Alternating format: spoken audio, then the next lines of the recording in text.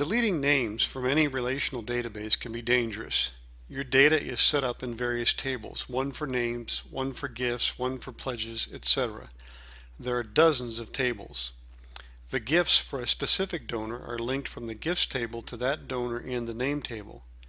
Pledges are linked to gifts, letters are linked to gifts, fund codes linked to gifts and pledges, etc. Without going into too much detail, it is enough to say that it's complicated. If you were to delete a name record but not all of the other linked records, that could cause problems with your data and might produce inaccurate reports. So for that reason, Denari takes a dim view on deleting name records. It just opens too many possibilities for problems. However, Denari does allow you to delete name records that are not linked to gifts in one of three ways. Let's take a look at how you can do that. Method number one is to simply delete them one at a time. Let's click on the names link on the left here and then name list management. You can search for and select the name record that you want to delete. I'm going to select the second record here because I know that it has no gifts. In the button bar at the top, we have the X button. Clicking that will delete this record. Now, if I go back to the first record,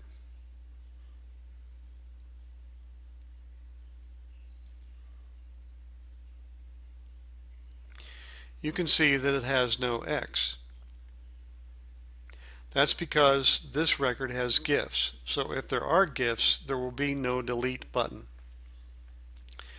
The second method is kind of cheating. Let's start by going back to the list of names by clicking the lookup button. Now I'm going to click on Advanced and search for an account that is -1. As you can see, it's called the trash can. This is a semi-hidden record. You can obviously find it by doing what I just did, but it doesn't show up on most basic reports. When you delete a name record with no gifts, because of the danger discussed above, Denari doesn't really delete it. It puts it in the trash can.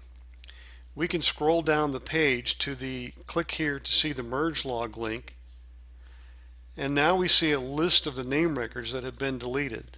They've really been merged here.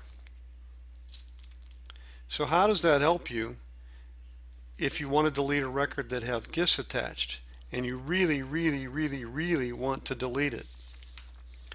Let's go back and click on names again. And now combine two names. This is really used to combine two specific duplicates when you find them. You see the donor to keep and the donor to merge fields. The donor to merge is getting merged into the keep record. If you put -1 in the donor to keep field and select the records you want to merge from the donor to merge field, when you click on combine the donors on the right, Denari will merge the record into the trash can and it's gone. But there's a catch. The merge process merges the gifts, pledges, classifications, etc. into the keep record. So from now on, the trash can will be the owner of the gifts. While I said earlier that the trash can record doesn't show up on basic reports, it does show up in Excel reports from Gift Segmenter and other places. So if you produce a report using Gift Segmenter and the filters you use include the gifts that were merged to the trash can, they will show up in that output as though they belong to the trash can. So use this method carefully. You can merge as many records as you want into the trash can, but anything that is linked to those merged records will now belong to the trash can. The third method is called purge names, and it allows you to delete a bunch of names with no gifts at once. For that, we'll click the gear icon and then purge names. There's only one field here. As you can see in the text above the field, you can delete all gifts with an introduction date prior to the date you enter in this field.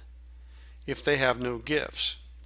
So just enter a date and hit Purge Names on the right. And as it says in the text, this is not reversible, so be sure this is what you want to do. But this is an easy way to remove name records of people that have been in your data for some time but have never given a gift. This concludes this video. If you have any questions, please contact tech support through the help button at the top of Denari.